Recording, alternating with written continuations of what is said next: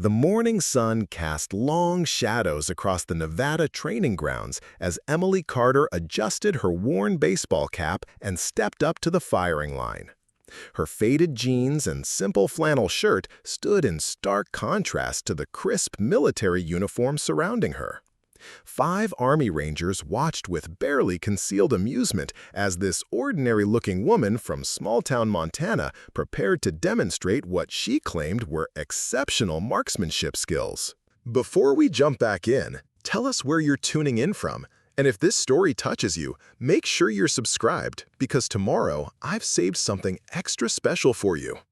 Staff Sergeant Jake Morrison crossed his arms and exchanged knowing glances with his teammates. In his 12 years of military service, he'd seen countless civilians who thought they could match military precision. This quiet librarian from Kalispell didn't look like she could handle a firearm, let alone outshoot trained rangers who spent hundreds of hours perfecting their craft. What happened in the next 8 seconds would shatter every assumption these elite soldiers had about skill, training, and the unexpected places where true talent could be found.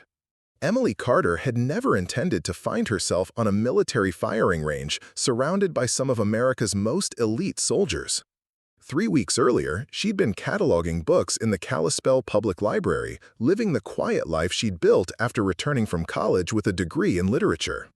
Her days consisted of helping patrons find romance novels, organizing community reading programs, and maintaining the peaceful sanctuary she'd created in the small Montana town where she'd grown up. The chain of events that brought her to Fort Braxton began with a chance encounter at Murphy's Diner on Main Street. Emily had been enjoying her usual Tuesday lunch of tomato soup and grilled cheese when she overheard a heated conversation at the next table. 2 men in civilian clothes were discussing military recruitment challenges, specifically the Army's difficulty finding qualified marksmen who could meet the increasingly demanding accuracy standards required for modern warfare. "The problem," said the older man, adjusting his wire-rimmed glasses, "is that the video game generation thinks shooting is point and click. They have no understanding of wind calculation, breathing control, or the mental discipline required for precision marksmanship. We're spending months trying to teach skills that used to be common knowledge in rural communities." His companion, a younger man with the bearing of someone accustomed to military hierarchy, nodded in agreement. "General Patterson is concerned that we're losing the kind of natural shooting ability that built America's military reputation. These kids from urban areas have never held a real rifle, and the ones from rural areas are more interested in hunting deer than developing the precision skills we need for tactical operations."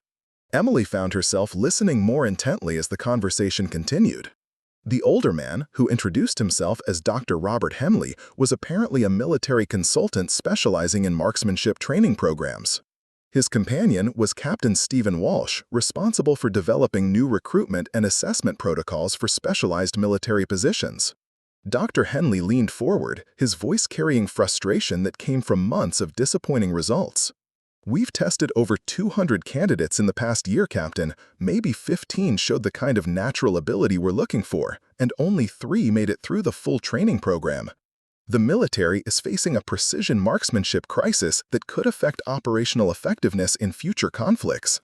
Emily's coffee grew cold as she listened to their discussion of wind drift calculations, elevation adjustments, and the psychological factors that separated exceptional marksmen from merely competent shooters. The technical details sparked memories she'd kept buried for years, reminders of summer afternoons spent on her grandfather's ranch learning skills she'd never expected to need again. Captain Walsh consulted a tablet displaying what appeared to be training statistics and recruitment data. "Dr. Henley, with respect, maybe we're looking in the wrong places. Military recruitment focuses on young men with athletic backgrounds or hunting experience. But historically, some of our best marksmen came from unexpected sources. Annie Oakley wasn't a soldier, but her shooting ability was legendary." The mention of Annie Oakley struck Emily like a physical blow, triggering memories of her grandfather's stories about women who'd proven their marksmanship skills in a world that didn't expect such abilities from female shooters. Thomas Carter had been a Marine sniper in Korea, and he'd spent Emily's childhood teaching her that precision shooting was about mathematics, patience, and respect for the weapon rather than aggression or physical strength. Emily's grandfather had recognized something in his quiet granddaughter that others might have missed. While her cousins played video games or participated in traditional sports, Emily had spent countless hours on the ranch learning to calculate wind speed by observing grass movement, estimating distances by studying terrain features, and developing the mental discipline required for consistent accuracy under varying conditions. Thomas Carter's training methods had been unconventional but thorough. He taught Emily to shoot from uncomfortable positions, in different weather conditions, and under artificial stress designed to simulate real-world challenges. More importantly, he taught her that exceptional marksmanship required understanding the science behind ballistics, meteorology, and human psychology. The problem with modern training, her grandfather had explained during one of their sessions, is that instructors focus on technique without teaching students to think. Real shooting isn't about following a checklist. It's about adapting to conditions, reading environmental factors, and making split-second calculations that account for variables most people never consider. Emily had absorbed these lessons with the dedication she later brought to her academic studies. By age 16, she could consistently hit targets at ranges that impressed even her grandfather's Marine veteran friends. But when Thomas Carter died during her senior year of high school, Emily had put away her rifles and focused on building a different kind of life. College had provided an escape from the ranch and the memories associated with her grandfather's training. Emily had discovered a love for literature and the quiet satisfaction of academic achievement. After graduation, returning to Kalispell had seemed like the natural choice for someone who valued stability and community connections over adventure or recognition. For 8 years, Emily had lived contentedly as the town librarian, helping children discover the joy of reading and assisting adults with research projects. Her marksmanship skills had become a private memory, something she occasionally thought about but never discussed. The rifles her grandfather had left her remained locked in a gun safe, cleaned and maintained but unused. Listening to Dr. Henley and Captain Walsh discuss the military's recruitment challenges, Emily felt an unexpected stirring of old memories and suppressed abilities. Their conversation suggested that skills she'd taken for granted might be exactly what the military needed but had struggled to find through conventional recruitment methods. Emily finished her lunch and was preparing to leave when Dr. Henley's voice carried a comment that stopped her mid-step. "Captain, I sometimes wonder if we're overlooking candidates because they don't fit our preconceptions about what a marksman should look like. Some of the best shooters I've known were quiet, analytical people who approached marksmanship as a mental discipline rather than a physical challenge." The description seemed to perfectly capture Emily's own relationship with shooting, and she found herself turning toward their table before she could reconsider the impulse. Both men looked up as she approached, their expressions showing polite curiosity mixed with slight confusion about why the local librarian was interrupting their conversation. "Excuse me," Emily said, her voice steadier than she felt. "I couldn't help overhearing your discussion about marksmanship training. I think I might be able to help with your recruitment problem." Dr. Henley and Captain Walsh exchanged glances that clearly communicated their skepticism about assistance from someone who looked more suited to organizing book clubs than military operations. Emily recognized their doubt and understood it completely. Nothing about her appearance or background suggested military capability or advanced shooting skills. Captain Walsh responded with polite professionalism that barely concealed his amusement. "Miss, we appreciate your interest, but military marksmanship requires specialized training and capabilities that take years to develop. We're looking for candidates with exceptional natural ability and the physical conditioning to perform under combat conditions." Emily felt the familiar, quiet confidence that had characterized her grandfather's teaching methods. "Captain Walsh, with respect, I think you might be surprised by what some people are capable of. My grandfather was Thomas Carter, a Marine sniper in Korea. He taught me that real marksmanship isn't about physical strength or military background. It's about understanding mathematics, reading environmental conditions, and maintaining mental discipline under pressure." Dr. Henley leaned forward with increased interest. "Miss Carter, are you saying you have practical shooting experience?" Emily nodded, choosing her words carefully. "I've been shooting since I was 8 years old. My grandfather's training methods were comprehensive. I can consistently hit targets at ranges and under conditions that might surprise you. If you're looking for unconventional candidates, I'd like the opportunity to demonstrate my capabilities." The silence that followed Emily's offer stretched uncomfortably as both men processed the unexpected proposition. Captain Walsh consulted his tablet again, apparently reviewing recruitment protocols that didn't include procedures for evaluating civilian librarians who claimed advanced marksmanship skills. The silence broke with a question that would change Emily's life forever. "Miss Carter, would you be willing to participate in a formal assessment of your abilities? We're conducting evaluations at Fort Braxton next week, and frankly, we're curious enough about your claims to include you in the testing program." Emily's agreement to participate in military marksmanship testing surprised her as much as it did the two men. She had built a comfortable life that didn't include rifles, competitions, or the kind of attention that came with demonstrating exceptional abilities. But something about their conversation had awakened skills and memories she thought she'd successfully buried. The week between her agreement and the scheduled testing passed quickly as Emily prepared for an evaluation she hadn't anticipated and wasn't entirely sure she wanted. Her grandfather's rifles came out of storage for the first time in years, and muscle memory returned with surprising ease as she cleaned and adjusted the weapons that had once been as familiar as her own hands.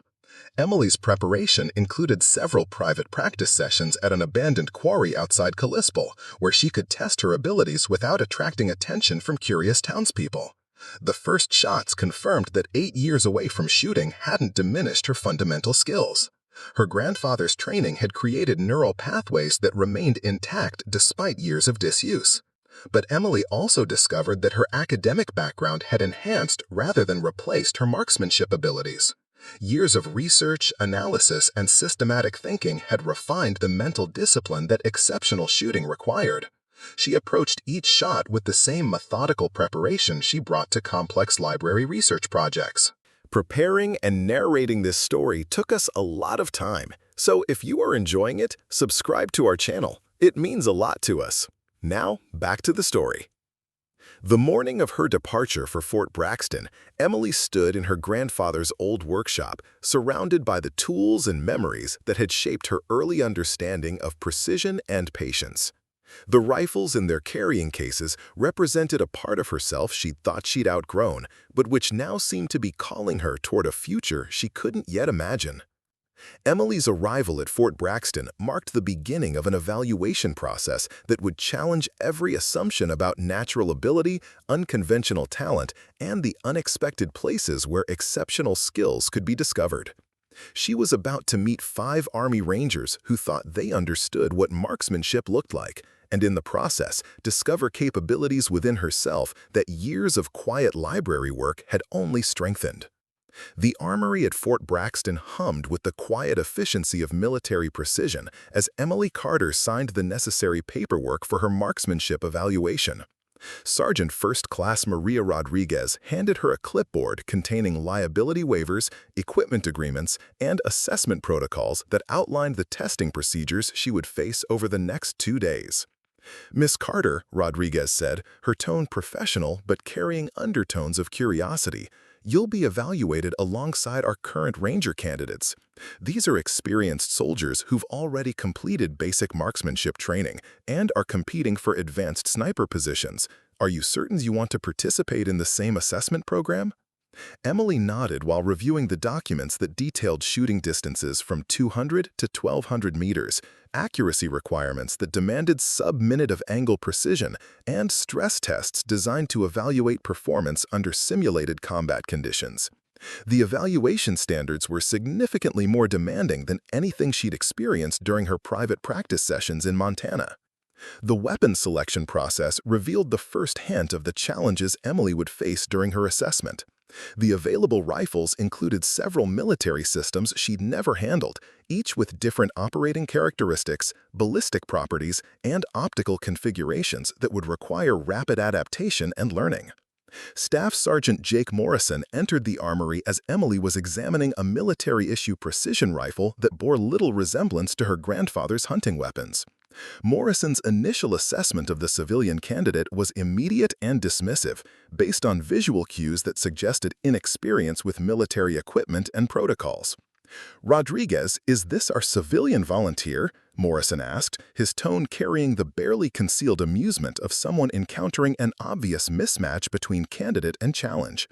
Morrison's comment drew quiet laughter from the other rangers who had gathered to observe the unusual addition to their assessment group.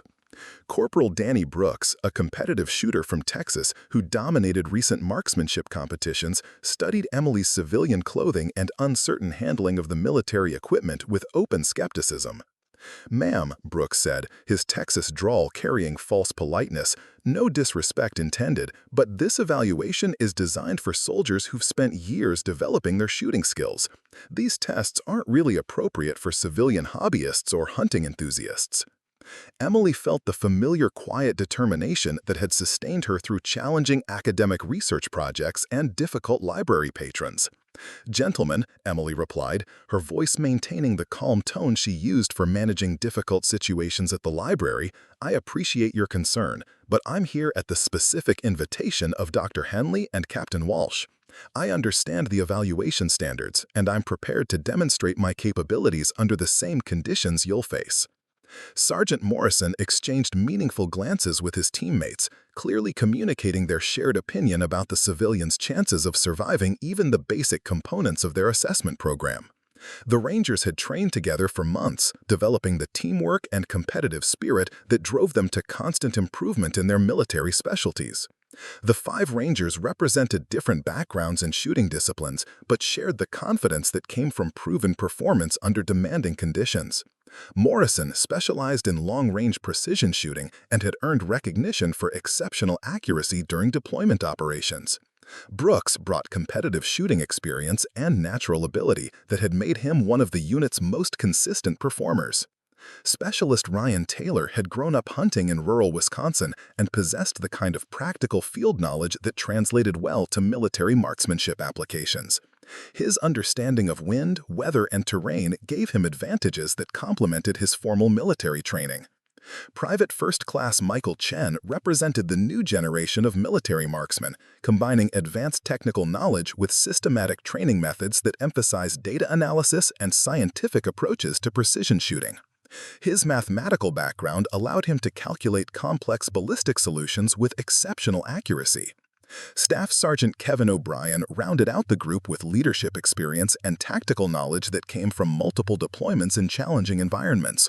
His role included mentoring younger Rangers and maintaining unit standards that ensured consistent performance under operational conditions. Together, these 5 Rangers had developed a group dynamic that combined healthy competition with mutual support, pushing each other to achieve accuracy standards that exceeded military requirements. Their shared experience created bonds that civilian candidates couldn't easily penetrate, regardless of individual capabilities. Emily's presence disrupted their established dynamic in ways that none of them initially recognized. Her quiet confidence seemed inconsistent with her civilian background, and her careful examination of the military equipment suggested familiarity that contradicted her apparent inexperience with advanced weapon systems. Dr. Henley arrived at the armory as Emily was completing her equipment familiarization, accompanied by Captain Walsh and a clipboard containing evaluation criteria that would determine each candidate's suitability for advanced sniper training programs. The formal assessment would begin with basic marksmanship fundamentals before progressing to increasingly complex challenges designed to identify exceptional natural ability. "Miss Carter," Dr. Henley said, "before we begin the formal evaluation, would you like to participate in an informal demonstration? These Rangers have been working together for several months, and it might help everyone if you could show them what you're capable of before we start the official testing." The suggestion created an opportunity for Emily to establish credibility with the Rangers while providing them with a preview of capabilities they weren't expecting from their civilian addition. Morrison immediately recognized the value of an informal assessment that would either confirm their assumptions about Emily's limitations or force them to reconsider their initial judgments. "That's an excellent idea, Dr. Henley," Morrison said. "We've set up a basic accuracy course on Range 7. 6 targets at varying distances, nothing too challenging for someone with real shooting experience. Should give us all a good baseline for the formal assessment." Emily agreed to the demonstration with the same calm acceptance she'd shown throughout the equipment selection process. Her grandfather's training had emphasized the importance of maintaining emotional equilibrium regardless of external pressures or other people's expectations.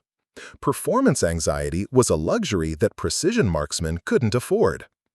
The walk to Range 7 provided Emily with her first opportunity to observe the Rangers' group dynamics and individual personalities. Their conversation revealed the kind of competitive banter that characterized elite military units, with each member claiming superior accuracy and predicting their performance on the upcoming formal assessment. Brooks was particularly vocal about his expectations for dominating the long-range components of the evaluation, citing recent competition victories and consistently high scores during unit training exercises. His confidence was backed by documented performance that had earned him recognition as one of the unit's most promising marksmen.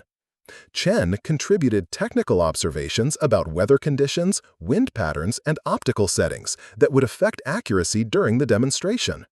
His analytical approach to marksmanship impressed Emily as similar to the systematic methods her grandfather had taught, though with more emphasis on data collection and mathematical calculation. Taylor shared practical insights about the range conditions and equipment characteristics that came from extensive experience with the specific weapons and facilities they would be using. His knowledge of local factors like elevation effects and typical wind patterns demonstrated the kind of environmental awareness that separated good shooters from exceptional ones. O'Brien maintained his leadership role by coordinating the group's movement and ensuring that safety protocols were properly observed. His experience with training exercises had taught him to anticipate potential problems and maintain group focus on essential tasks rather than allowing distractions to compromise performance. Morrison served as the unofficial spokesman for the group, explaining their assessment procedures and describing the performance standards that Emily would need to meet to be considered successful. His tone remained professional but carried clear implications about the gap between civilian shooting experience and military requirements. Range 7 stretched across a valley that provided clear sightlines to targets positioned at distances from 200 to 800 meters.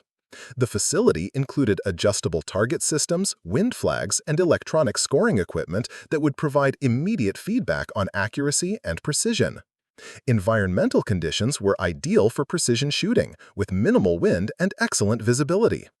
Emily's first view of the range revealed 6 steel targets arranged in a pattern that would test different aspects of marksmanship skill. The closest targets emphasized rapid acquisition and basic accuracy, while distant targets required precise calculation of ballistic solutions and careful compensation for environmental factors. The Rangers had established a routine for their training sessions that included systematic preparation, individual performance goals, and group analysis of results that helped everyone improve their capabilities. Emily would be participating in procedures they'd refined through months of practice and competition. Morrison outlined the demonstration parameters with the authority of someone accustomed to leading training exercises. "Miss Carter, we'll give you 5 minutes to familiarize yourself with the rifle and establish your zero.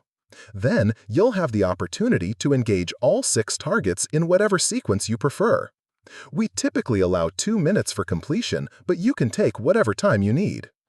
Emily accepted the military precision rifle that Brooks had selected for the demonstration, immediately noting differences in weight, balance, and optical characteristics compared to her grandfather's weapons. The advanced scope required adjustment procedures she wasn't familiar with, and the trigger mechanism had a different feel than anything she'd experienced during her private practice sessions. Her initial handling of the weapon confirmed the Ranger's assumptions about her inexperience with military equipment. Emily's movements seemed uncertain as she adjusted the scope settings and tested the rifle's balance from various shooting positions.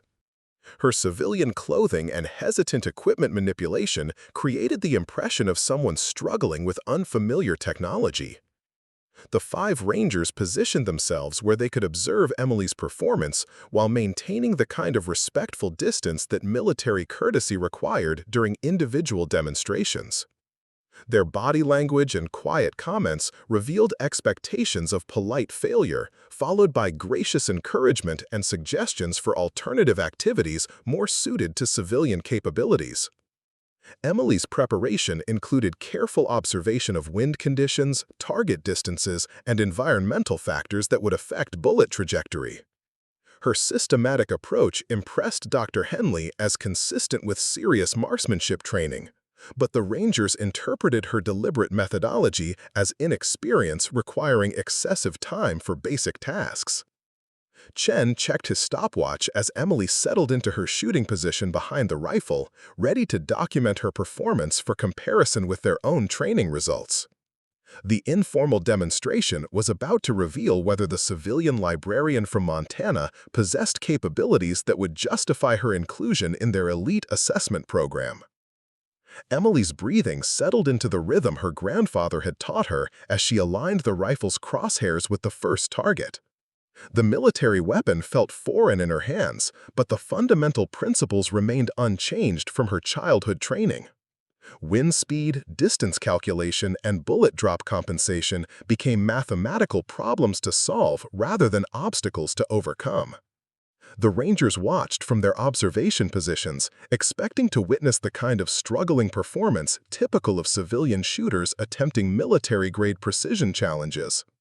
Morrison glanced at his watch, mentally preparing the tactful encouragement he would offer after Emily's anticipated difficulties with the demonstration course. Emily's first shot broke the silence with the sharp crack of high-velocity ammunition traveling toward its target 200 meters away. The electronic scoring system immediately registered a perfect center hit, causing Brooks to lean forward with sudden interest. Civilian shooters occasionally achieved good results at shorter distances, but Emily's technique during the shot had displayed characteristics that contradicted her apparent inexperience. Her transition to the second target occurred with fluid precision that surprised everyone watching. Instead of the hesitant repositioning typical of unfamiliar shooters, Emily's movements showed economy of motion and systematic preparation that spoke of extensive training. The second shot, aimed at a 350-meter target, produced another perfect center hit that registered on the electronic display before the sound had finished echoing across the range. Chen stopped his casual observation and focused intently on Emily's shooting position and technique.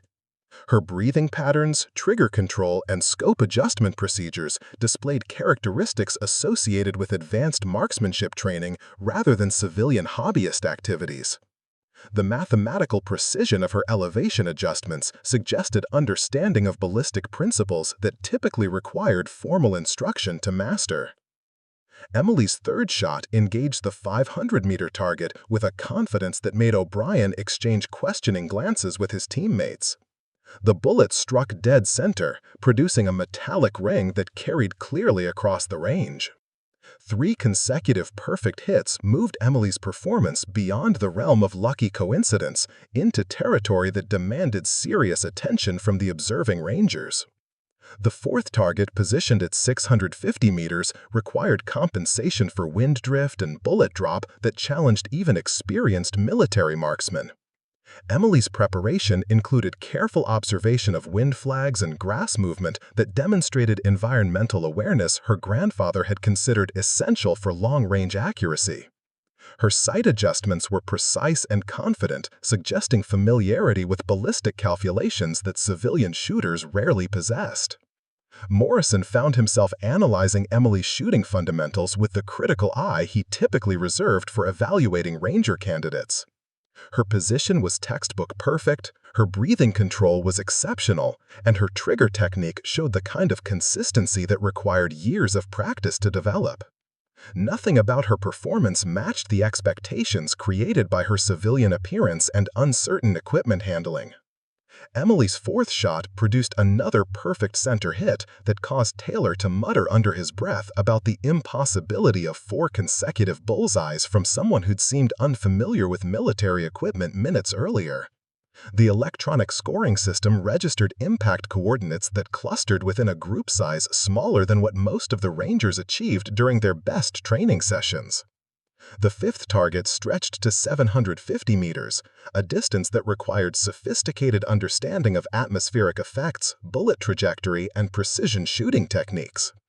Emily's preparation included scope adjustments that demonstrated knowledge of elevation and windage calculations typically taught in advanced sniper schools rather than civilian shooting courses. Brooks realized his earlier dismissiveness had been based on assumptions rather than observation. Emily's systematic approach to each shot revealed training methodologies that matched or exceeded military standards. Her environmental assessments were thorough, her equipment manipulations were becoming increasingly confident, and her shooting results were undeniably exceptional. Emily's fifth shot completed her transformation from uncertain civilian to precision marksman in the eyes of everyone watching. The bullet struck the 750-meter target with authority that left no doubt about her capabilities. 5 perfect hits in succession moved her performance into elite territory that few shooters ever achieved, regardless of their background or training. The final target weighted at 800 meters, positioned at the maximum effective range for the demonstration course. Environmental factors at that distance included wind effects that required complex calculations and shooting techniques that challenged even the most experienced marksmen. Emily's preparation time increased as she performed the mental mathematics necessary for an accurate long-range shot. Her grandfather's voice echoed in her memory as she calculated wind speed, estimated atmospheric density, and determined the precise scope adjustments needed for the extended shot. Thomas Carter's training had emphasized that exceptional marksmanship required thinking beyond basic mechanical techniques to understand the physics governing bullet flight over extended distances. Chen watched Emily's scope adjustment procedures with growing amazement. Her calculations appeared to account for factors that many shooters ignored, including Coriolis effects, atmospheric pressure variations, and temperature influences on bullet velocity. The sophistication of her preparation suggested training that went far beyond typical civilian instruction. Emily's final shot represented the culmination of everything her grandfather had taught her about precision marksmanship. The rifle settled naturally into position as she controlled her breathing and applied steady trigger pressure. The mathematical calculations resolved into muscular memory as her body performed motions refined through countless practice sessions years earlier. The bullet's flight time to the 800-meter target lasted nearly 1 full second, during which the Rangers watched in complete silence. Emily remained motionless behind the rifle, maintaining her shooting position until the metallic impact sound confirmed a successful hit. The electronic scoring system registered another perfect center shot, completing a demonstration that none of them had believed possible. 6 consecutive perfect hits at distances ranging from 200 to 800 meters represented shooting performance that exceeded the capabilities of most military marksmen. Emily had transformed from dismissed civilian to acknowledged expert in less than 10 minutes, using unfamiliar equipment under observation pressure that would have rattled experienced shooters.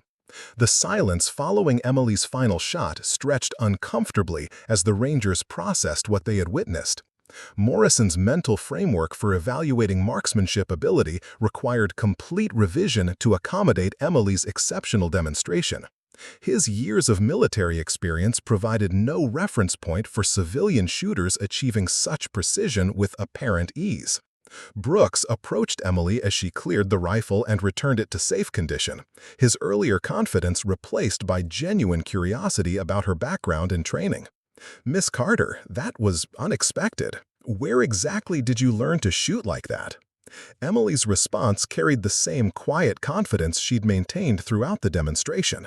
"My grandfather was Thomas Carter, a Marine sniper in Korea. He believed that real marksmanship was about understanding principles rather than following procedures. He taught me that exceptional shooting requires thinking about physics, mathematics, and environmental factors that most people never consider." Taylor realized that Emily's civilian appearance had concealed training that rivaled or exceeded their own military instruction. Her grandfather's teaching methods had produced capabilities that professional military programs struggle to develop, suggesting that unconventional training approaches might be more effective than standardized curricula. O'Brien's leadership experience told him that Emily's demonstration represented more than exceptional individual performance. Her abilities suggested potential for contributions to military operations that could significantly enhance unit capabilities. The question became how to integrate such talent into existing military structures and training programs. Chen's analytical mind was already processing the implications of Emily's shooting performance for military recruitment and training methodologies. Her success challenged assumptions about effective instruction methods and suggested that traditional approaches might be overlooking critical elements of marksmanship development. Dr. Hanley approached the group with obvious satisfaction about Emily's vindication. Gentlemen, I hope this demonstration illustrates why we need to expand our search for exceptional talent beyond conventional military channels. Miss Carter represents exactly the kind of natural ability we're trying to identify and develop. Captain Walsh consulted his evaluation materials with a new understanding of Emily's potential to military programs. Her civilian background, rather than being a liability, might provide insights that could improve training effectiveness for other candidates. The combination of exceptional natural ability with unconventional instruction methods offered opportunities for program enhancement. Morrison found himself reassessing not only Emily's capabilities but also his own assumptions about marksmanship talent identification.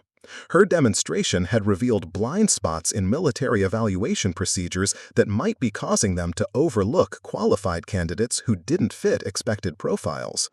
Emily's performance had accomplished more than proving her shooting abilities.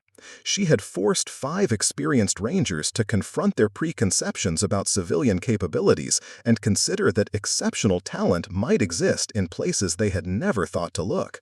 The informal demonstration had become a masterclass in precision marksmanship that none of them would forget. The formal evaluation scheduled for the following day would provide Emily with opportunities to demonstrate additional capabilities under more challenging conditions. But her initial demonstration had already established her credibility and earned the respect of soldiers who understood the difficulty of achieving such precision under observation pressure. As the group prepared to leave Range 7, Emily's quiet revolution in military marksmanship assessment was just beginning. Her exceptional performance had opened doors to opportunities she had never imagined and challenged assumptions that had limited military recruitment for decades. Dawn broke over Fort Braxton with the crisp clarity that military personnel had learned to associate with important evaluations. Emily Carter arrived at the assessment center 30 minutes early, carrying the same quiet confidence that had characterized her demonstration the previous afternoon. The formal evaluation would test capabilities far beyond basic marksmanship, including tactical decision-making, stress management, and adaptive problem-solving under simulated combat conditions. The Rangers assembled in the briefing room with notably different attitudes toward their civilian colleague. Morrison's earlier dismissiveness had been replaced by professional curiosity about Emily's potential performance under more demanding circumstances. The previous day's demonstration had established her technical capabilities, but military operations required skills that extended far beyond static target shooting. Dr. Henley began the briefing by outlining assessment components that would challenge every aspect of advanced marksmanship training. Today's evaluation consists of 5 distinct phases, each designed to test different elements of tactical shooting capability. Phase 1 examines precision under time pressure. Phase 2 introduces movement and multiple target engagement. Phase 3 tests performance under physical stress and environmental challenges. Captain Walsh continued the briefing with details about the final assessment phases. Phase 4 evaluates tactical decision-making during complex scenarios involving civilian populations and hostile forces. Phase 5 measures performance degradation under extreme stress conditions, including simulated combat noise, smoke, and communication failures. Emily studied the evaluation criteria with the same systematic approach she brought to complex research projects at the library. Each phase presented specific challenges that would require different combinations of technical skill, mental discipline, and adaptive thinking. Her grandfather's training had included many of these elements, but never in the structured, evaluated format that military assessments demanded. Brooks leaned over to examine Emily's preparation materials, noting her methodical annotation of course requirements and performance standards. Miss Carter, this evaluation is significantly more challenging than yesterday's demonstration. The stress phases are designed to break down even experienced soldiers. Are you sure you want to continue with the full assessment? Emily's response reflected the determination that had sustained her through challenging academic programs and difficult library management situations. Corporal Brooks, I appreciate your concern, but I'm here to discover what I'm truly capable of under demanding conditions. My grandfather always said that real marksmanship ability only reveals itself when everything else is falling apart. The first assessment phase began at Range 12, a facility designed for precision shooting under artificial time constraints. 6 targets positioned at varying distances required engagement within a 90-second time limit, testing the ability to maintain accuracy while managing psychological pressure from countdown timers and observation by evaluators. Taylor volunteered to demonstrate the course requirements, providing Emily with a reference standard for comparison. His performance was smooth and professional, engaging all 6 targets with good accuracy while maintaining safe weapon handling throughout the timed sequence. His total score placed him in the upper tier of Ranger performance standards. Emily's approach to the timed course differed significantly from Taylor's demonstration. Instead of rushing to complete the sequence within the time limit, she maintained the deliberate pace that had characterized her grandfather's training methods. Her first 3 shots established a rhythm that prioritized precision over speed, resulting in perfect accuracy despite the ticking countdown timer. Chen monitored Emily's performance with growing respect for her ability to ignore external pressure while maintaining focus on fundamental shooting principles. Her technique remained consistent regardless of time constraints, suggesting mental discipline that many soldiers struggle to develop even after extensive training. Emily's completion of Phase 1 resulted in perfect accuracy, demonstrating that her methodical approach actually enhanced rather than hindered her performance under pressure. The electronic scoring system registered 6 center hits that exceeded the performance standards required for advanced sniper training programs. Phase 2 introduced movement requirements that tested marksmanship ability while transitioning between firing positions. The course required engagement of 8 targets from 4 different locations, simulating tactical situations where shooters must maintain accuracy while maneuvering through complex terrain under enemy observation. O'Brien's demonstration of the movement course showcased the athletic conditioning and tactical training that characterized Ranger preparation. His transitions between positions were rapid and efficient, and his shooting remained accurate despite the physical demands of the course. His performance represented the standard that Emily would need to match or exceed. Emily's approach to the movement phase revealed additional aspects of her grandfather's comprehensive training program. Her transitions between positions showed economy of motion and terrain awareness that minimized exposure time while maintaining weapon readiness. Her shooting positions were stable and comfortable despite the demanding physical requirements. Morrison watched Emily's movement techniques with professional interest, noting her natural understanding of cover utilization and exposure management. Her civilian background hadn't included formal tactical training, but her instinctive approach to terrain navigation suggested inherent understanding of principles that military programs worked hard to teach. Emily's completion of Phase 2 maintained her perfect accuracy record while demonstrating physical capabilities that surprised everyone observing her performance. Her conditioning appeared adequate for the demands of tactical shooting, and her ability to maintain precision while managing multiple tasks suggested exceptional mental processing capacity. Phase 3 elevated the assessment difficulty by introducing environmental stressors designed to simulate combat conditions. Artificial smoke obscured vision, loudspeakers generated battlefield noise, and elevated platforms required shooting from uncomfortable positions that challenged stability and concentration. Brooks attempted the environmental course first, struggling with the combination of reduced visibility, auditory distractions, and awkward shooting positions. His accuracy decreased noticeably under the stress conditions, though his performance remained within acceptable military standards. The course revealed how quickly environmental factors could degrade even experienced shooters' capabilities. Emily's preparation for Phase 3 included mental techniques her grandfather had taught for maintaining focus under adverse conditions. Thomas Carter had emphasized that exceptional marksmen must learn to create internal calm regardless of external chaos, using breathing control and mental discipline to maintain performance when everything around them was falling apart. The smoke-filled environment tested Emily's ability to acquire targets through reduced visibility while managing the psychological stress of simulated combat conditions. Her systematic target acquisition process remained unchanged despite the challenging environment, suggesting training that had specifically prepared her for such circumstances. Chen documented Emily's performance under environmental stress with amazement at her ability to maintain accuracy despite conditions that had degraded other candidates' capabilities. Her shooting technique remained consistent, her target engagement was methodical, and her overall performance actually seemed to improve as conditions became more challenging. Emily's completion of Phase 3 with continued perfect accuracy established her as an exceptional candidate by any military standard. The combination of precision, consistency, and stress resistance that she demonstrated exceeded the capabilities of most professional marksmen, regardless of their background or training.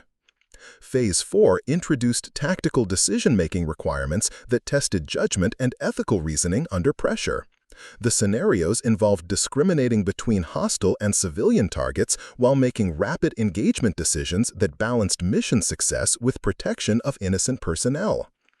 Taylor's attempt at the tactical phase demonstrated the complexity of making life-and-death decisions while maintaining marksmanship precision. The course required split-second target identification and engagement decisions that tested moral reasoning as much as shooting ability. His performance was competent but revealed the difficulty of balancing competing priorities under pressure. Emily's approach to the tactical scenarios reflected the analytical skills she developed through years of academic research and library management. Her target discrimination was careful and accurate, her engagement decisions were ethically sound, and her marksmanship remained precise despite the added complexity of moral decision-making. Morrison observed Emily's tactical performance with growing recognition that her civilian background might actually provide advantages for complex decision-making scenarios. Her systematic approach to problem-solving and her ability to maintain ethical reasoning under pressure suggested leadership potential that extended beyond pure marksmanship ability. The final phase of assessment would test Emily's capabilities under the most extreme stress conditions that evaluation protocols could safely provide. Her performance to this point had exceeded all expectations, but the ultimate challenge would determine whether her exceptional abilities could withstand the psychological pressure that broke down even elite military personnel. Phase 5 of the assessment took place in what military personnel grimly referred to as the Crucible, a specialized facility designed to push candidates beyond their psychological breaking points. The chamber contained advanced simulation equipment that could replicate the sensory overload, disorientation, and terror of actual combat situations while maintaining controlled safety conditions for evaluation purposes. Dr. Hendley explained the final phase with the serious tone reserved for truly dangerous assessments. Miss Carter, this portion of the evaluation has broken seasoned combat veterans. The simulation includes explosive sounds exceeding 140 decibels, strobe lighting designed to induce disorientation, mechanical vibrations that simulate incoming artillery, and chemical compounds that replicate the smell of cordite and burning materials. Emily listened to the briefing while observing the Rangers' body language, noting their obvious apprehension about the final assessment phase. Even Morrison, whose confidence had characterized every previous interaction, showed signs of nervous tension when discussing the Crucible's psychological challenges. Captain Walsh continued the briefing with legal disclaimers and medical warnings. Candidates have experienced panic attacks, temporary hearing loss, and psychological trauma during the assessment. Military medical personnel are standing by, and you can terminate the evaluation at any point by activating the emergency beacon. There's no shame in recognizing personal limits. The Rangers would attempt Phase 5 individually, with Emily scheduled to participate last in the sequence. This arrangement would provide her with opportunities to observe their performances, while giving them chances to demonstrate their capabilities under the most demanding conditions the assessment program could provide. Chen entered the crucible first. His analytical mind focused on the technical aspects of maintaining accuracy while managing sensory assault. The chamber erupted with sound, light, and mechanical chaos that immediately tested his ability to function under extreme stress. His shooting remained accurate for the first two targets, but psychological pressure began affecting his performance as the simulation intensified. The mathematical precision that characterized Chen's normal shooting dissolved under the relentless assault of artificial combat conditions. His target acquisition became hurried, his breathing pattern deteriorated, and his overall accuracy declined significantly as stress overwhelmed his systematic approach to marksmanship.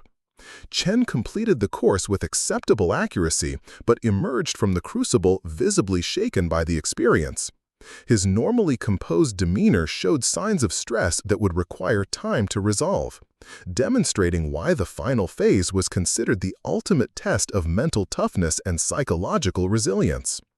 Taylor's attempt at Phase 5 showcased his practical experience with hunting under adverse conditions.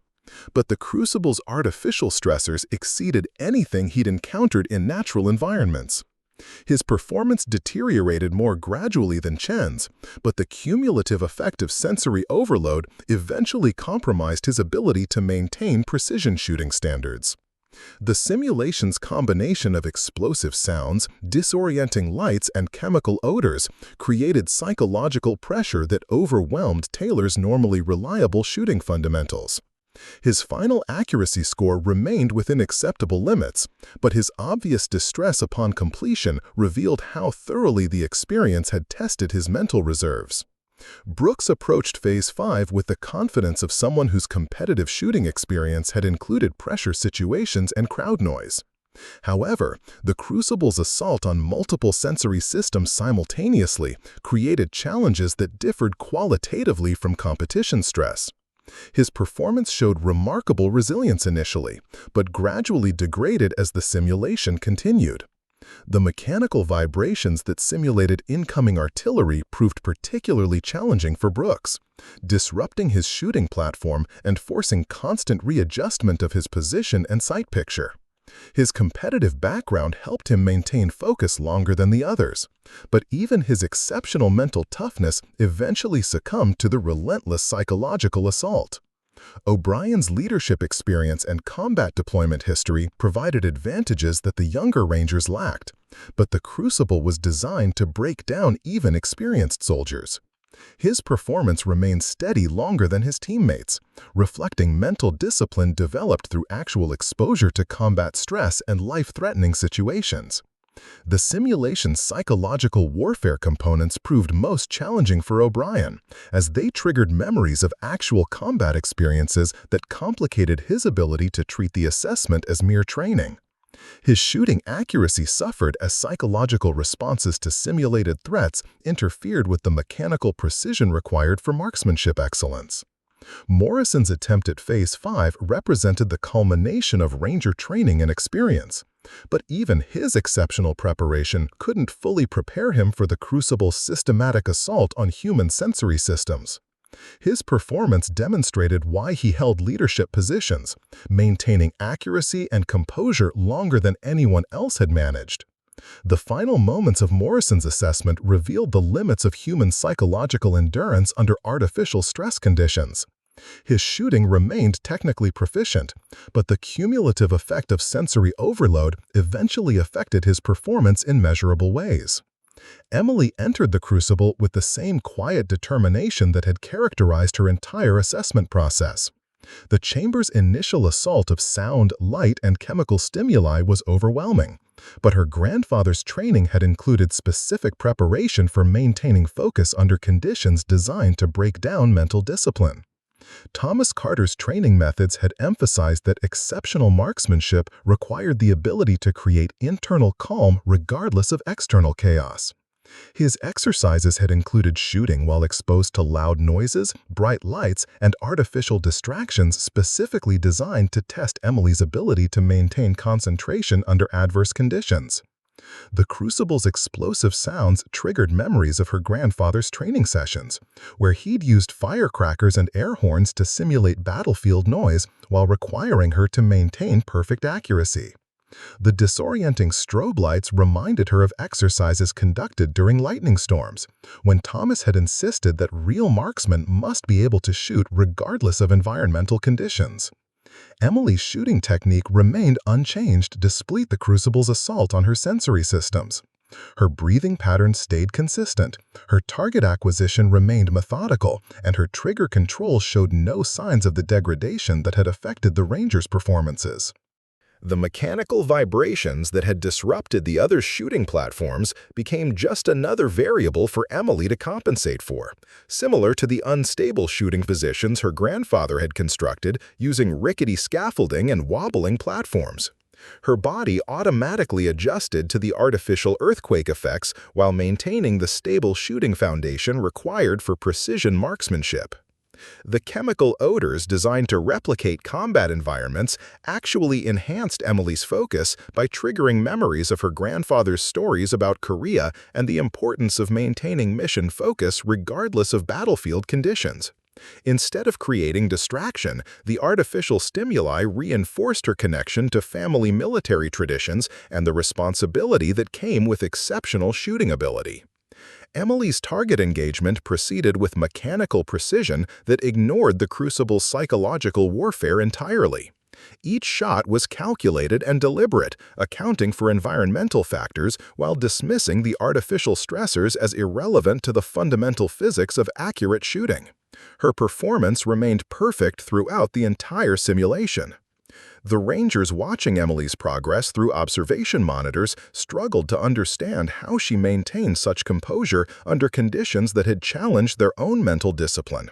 Her technique appeared completely unaffected by stressors that had degraded everyone else's performance, suggesting psychological resilience that exceeded normal human parameters. Dr. Henley documented Emily's performance with growing amazement at capabilities that defied his understanding of human psychological limits. Her accuracy remained perfect, her technique stayed consistent, and her overall demeanor showed no signs of the stress responses that characterized normal human reactions to the crucible's assault. Emily completed Phase 5 with perfect accuracy and emerged from the chamber showing no signs of psychological distress or physical exhaustion. Her performance had exceeded every standard the assessment program could measure, establishing her as an exceptional candidate by any conceivable military criterion. The silence that followed Emily's completion of the final assessment phase reflected the Rangers' struggle to process what they had witnessed.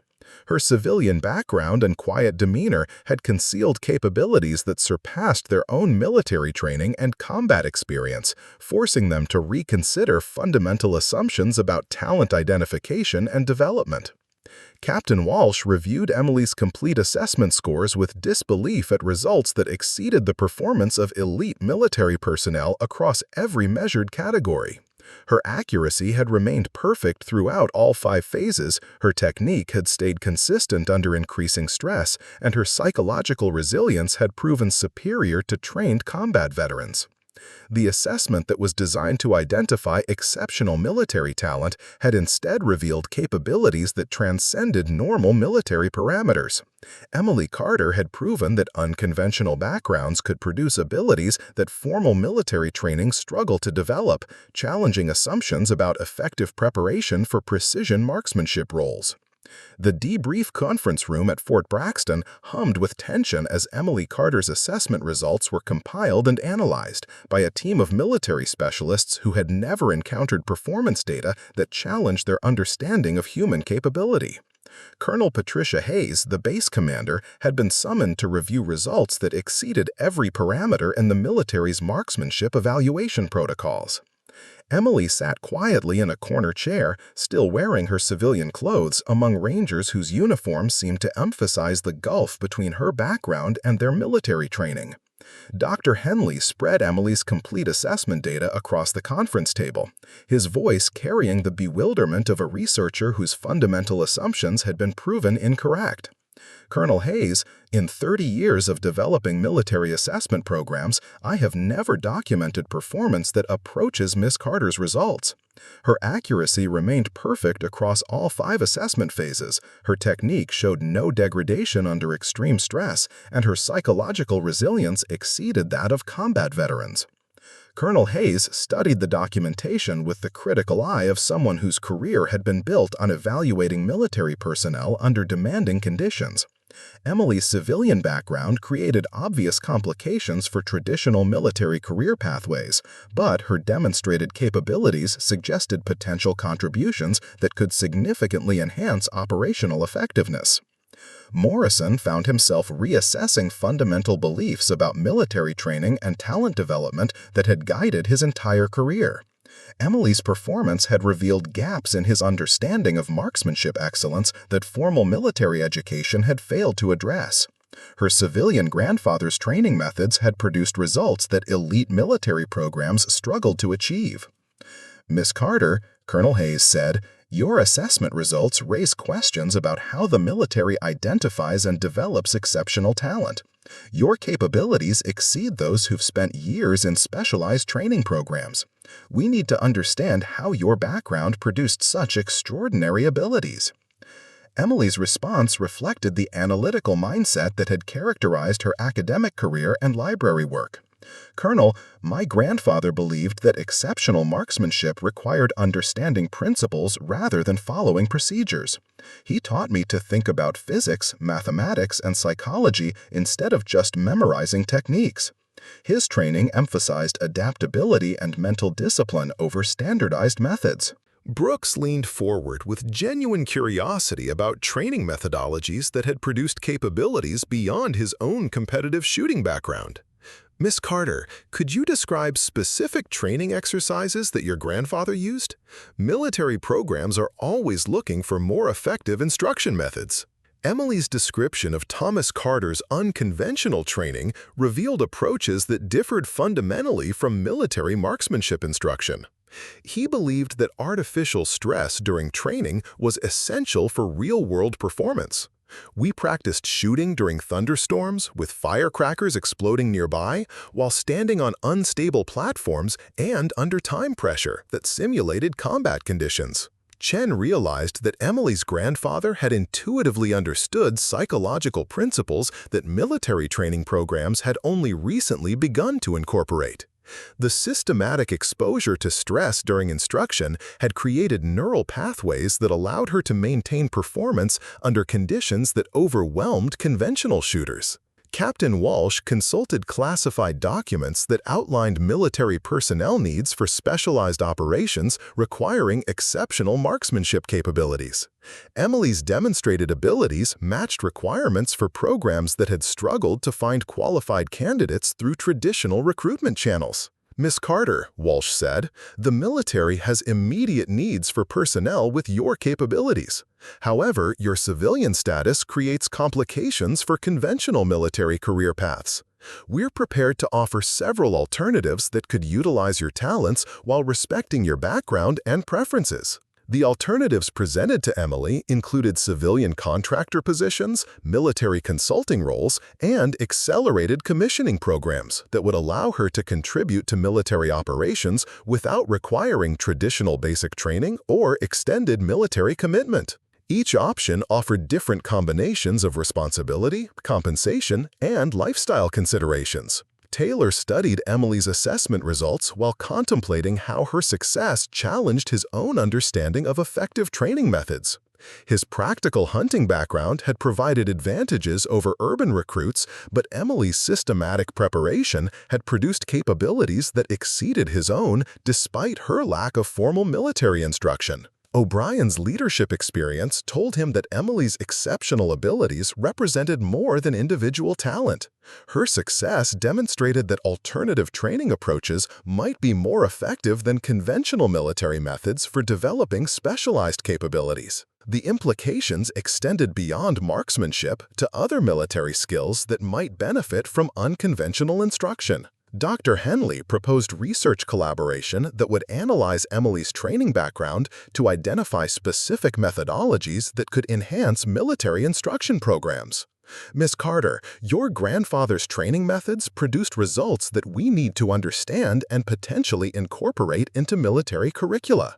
Would you be willing to participate in research that could improve training effectiveness for other candidates? Emily's academic background made the research proposal particularly appealing, offering opportunities to contribute to knowledge development while honoring her grandfather's memory through sharing his innovative teaching methods. The collaboration would allow her to maintain her civilian status while contributing to military training improvement. Colonel Hayes outlined the broader implications of Emily's assessment results for military recruitment and training programs.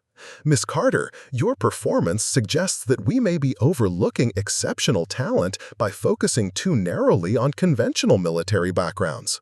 Your success could encourage us to expand recruitment efforts and modify training approaches. The Rangers' evolving understanding of Emily's capabilities forced them to confront assumptions about military superiority that had characterized their professional identities.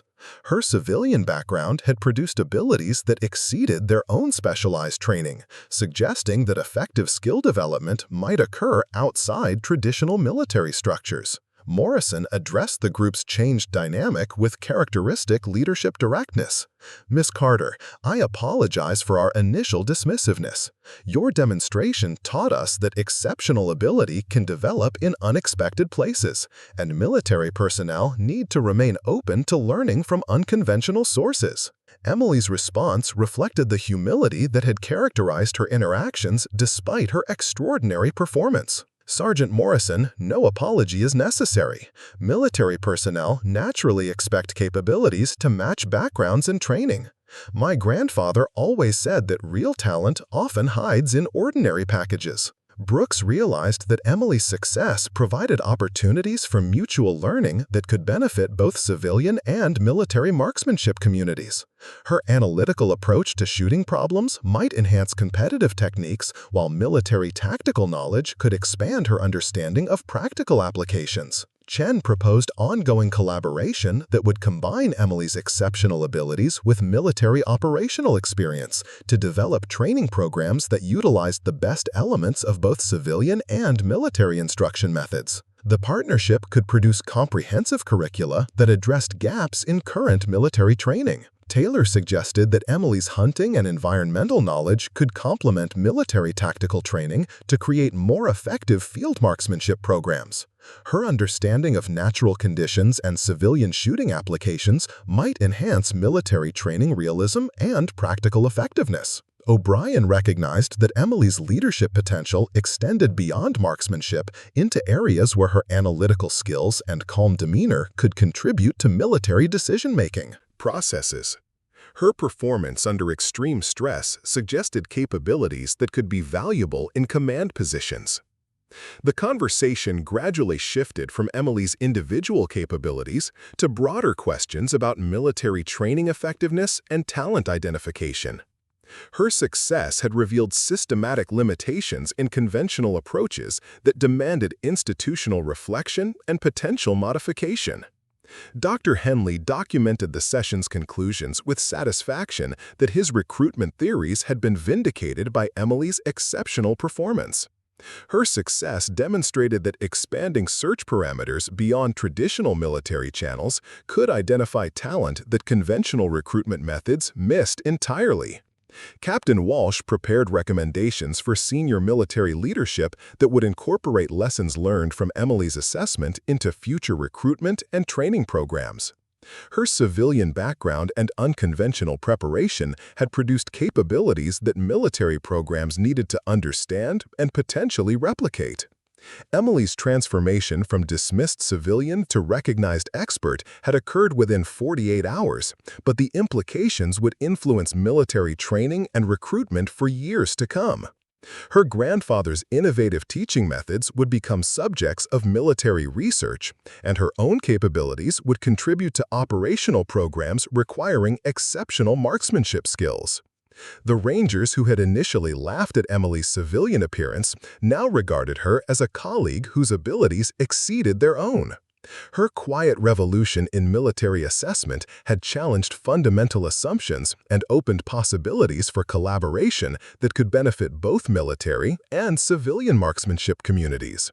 6 months after Emily Carter's extraordinary demonstration at Fort Braxton, the Thomas Carter Marksmanship Institute occupied a sprawling facility in Virginia, where civilian and military personnel collaborated on revolutionary training programs that challenged every conventional assumption about developing exceptional shooting abilities.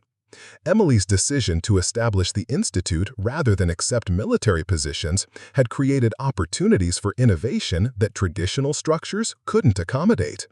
The institute's main training facility buzzed with activity as instructors implemented teaching methodologies derived from Thomas Carter's unconventional approaches, modified through Emily's academic research and enhanced by military tactical knowledge contributed by her former Ranger colleagues. Students included military personnel, law enforcement officers, competitive shooters, and civilian enthusiasts who shared common goals of achieving marksmanship excellence. Morrison walked through the Institute's Advanced Simulation Center, marveling at equipment that recreated the Crucible's psychological challenges while incorporating additional stressors that Emily and her research team had identified through systematic analysis of performance degradation factors. The facility represented a fusion of civilian innovation and military experience that neither community could have achieved independently. Emily's office overlooked the main rifle range, where students practiced techniques that combined mathematical precision with psychological conditioning, environmental awareness, and adaptive problem-solving skills. Her grandfather's portrait occupied a place of honor above bookcases filled with research materials documenting the scientific principles underlying exceptional marksmanship performance. Dr. Henley entered Emily's office carrying assessment data that confirmed the Institute's revolutionary impact on training effectiveness. Emily, our 6-month evaluation shows improvement rates that exceed anything documented in marksmanship literature. Students are achieving accuracy levels in weeks that traditional programs require months to develop. The data represented vindication of Emily's conviction that her grandfather's methods deserved serious academic study and systematic application. The Institute's research program had identified specific training components that produced exceptional results when properly implemented and sequenced according to individual learning styles and psychological profiles. Brooks worked with civilian competitive shooters in the Institute's precision shooting laboratory, applying military tactical knowledge to civilian marksmanship challenges, while learning innovative approaches that enhanced his own competitive performance.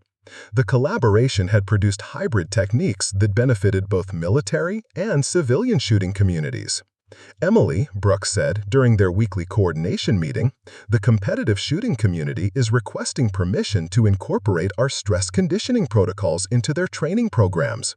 Your grandfather's methods are revolutionizing how civilians approach precision shooting development. Emily's response reflected the collaborative spirit that had characterized the Institute's development from its initial conception. Danny, my grandfather believed that knowledge belonged to everyone who would use it responsibly. We'll share our methods with any organization committed to ethical applications and safety standards. Chen supervised the Institute's ballistics research program, where advanced mathematical modeling combined with empirical testing to validate and refine the calculations that Emily's grandfather had taught through practical experience. The research was producing scientific documentation of principles that had previously existed only in the memories of a few exceptional marksmen. Taylor coordinated field training exercises that challenged students to apply their marksmanship skills under realistic environmental conditions, incorporating natural stressors and unpredictable variables that traditional range training couldn't replicate. His hunting background provided practical knowledge that enhanced the Institute's comprehensive approach to marksmanship education. O'Brien managed the Institute's instructor development program, training military and civilian educators to implement the Carter methodologies in their own organizations. His leadership experience ensured that training quality remained consistent as the Institute's influence expanded to military bases, police academies, and civilian shooting schools throughout the country. Captain Walsh arrived at the Institute for his monthly consultation meeting, carrying updates about military training programs that had adopted Carter methodologies with remarkable success. Emily, the Army's advanced marksmanship schools are reporting improvement rates that have convinced senior leadership to incorporate your approaches into standard curricula. The military's adoption of Institute methods represented institutional recognition that conventional training approaches had been inadequate for developing exceptional capabilities. Emily's success had forced military leadership to acknowledge that civilian innovation could enhance military effectiveness when properly integrated with existing programs. Colonel Hayes toured the Institute's facilities with visiting military officials who were considering similar collaborative programs for other specialized training requirements. Emily's success had created a model for civilian-military cooperation that could be applied to various military skills requiring exceptional individual performance. Miss Carter, Colonel Hayes said, your institute has demonstrated that innovation often emerges from unexpected sources. Military leaders are reconsidering recruitment strategies and training approaches based on lessons learned from your grandfather's methods and your own academic research. Emily's transformation from small-town librarian to internationally recognized marksmanship authority had occurred without compromising the humility and analytical approach that characterized her academic background. The Institute's success reflected her ability to systematize and scale her grandfather's intuitive teaching methods while maintaining their essential effectiveness. The Institute's research publications were influencing academic understanding of skill acquisition, stress management, and performance optimization across multiple disciplines beyond marksmanship. Emily's documentation of her grandfather's methods had contributed to psychological research, educational theory, and training methodology in fields ranging from surgery to aviation. Dr. Henley's latest research paper, co-authored with Emily, was being cited in academic journals and military training manuals as evidence that unconventional approaches to skill development could produce superior results when properly understood and systematically applied. The work was establishing new theoretical frameworks for understanding exceptional human performance. Morrison's role as the Institute's military liaison had evolved into a position that bridged civilian innovation and military application, ensuring that research discoveries translated into practical training improvements for active duty personnel. His initial skepticism about civilian capabilities had been replaced by deep respect for Emily's analytical approach and her grandfather's wisdom.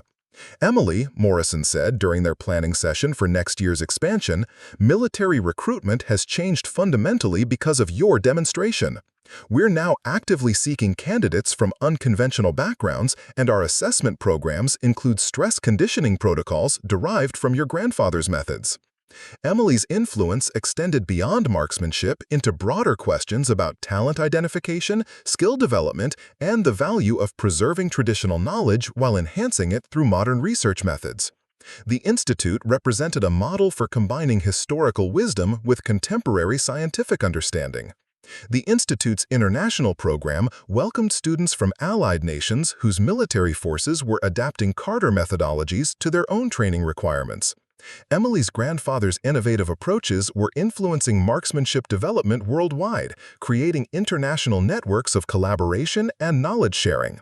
5 years after her initial demonstration at Fort Braxton, Emily stood before a gathering of military leaders, academic researchers, and civilian marksmanship authorities at the Institute's annual conference.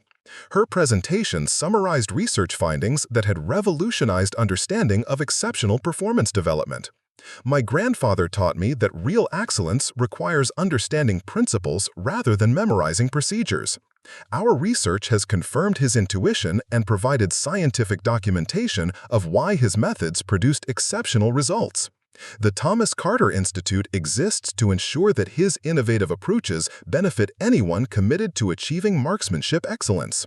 The Rangers who had initially dismissed Emily's capabilities now served as Institute instructors, researchers, and advocates for the revolutionary approaches that had challenged their assumptions about civilian abilities. Their transformation from skeptics to collaborators reflected the broader impact of Emily's quiet revolution in military training and marksmanship education. Brooks concluded his presentation about competitive shooting applications by acknowledging the debt that modern marksmanship owed to Thomas Carter's innovations and Emily's dedication, preserving and sharing her grandfather's wisdom. The Institute has proven that exceptional ability can develop anywhere when proper instruction methods are applied with patience, precision, and respect for individual learning differences. Emily's legacy extended beyond her own exceptional capabilities to include institutional changes that would benefit future generations of marksmen and military personnel. Her grandfather's memory lived on through training programs that produced exceptional performance while honoring the traditional values of discipline, precision, and ethical responsibility that had characterized his approach to marksmanship instruction. The simple woman whose aim had amazed 5 Rangers had become a catalyst for revolutionary changes in military training, civilian education, and scientific understanding of human performance. Her journey from dismissed outsider to recognized authority demonstrated that exceptional abilities could emerge from unexpected sources when traditional knowledge combined with innovative thinking and systematic research. Emily's story proved that sometimes the most profound revolutions began with quiet individuals who possessed capabilities that others couldn't initially recognize or appreciate. Her grandfather's wisdom, preserved and enhanced through her dedication, would continue influencing marksmanship excellence for generations to come. Up next, you've got 2 more standout stories right on your screen. If this one hits the mark, you won't want to pass these up. Just click and check them out. And don't forget to subscribe and turn on the notification bell so you don't miss any upload from us.